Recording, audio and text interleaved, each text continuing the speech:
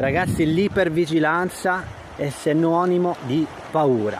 Una paura di un sintomo che torna e non va via più.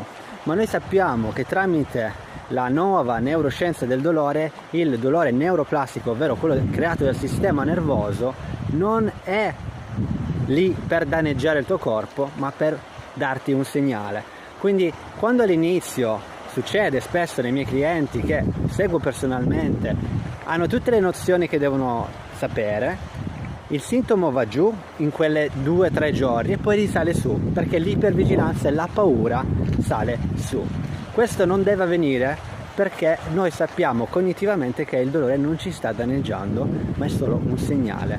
Prendilo quindi come un segnale che non devi sconfiggere, ma devi metterti alla prova ogni volta che succede che il sintomo va su. Quella è un'opportunità per non avere paura.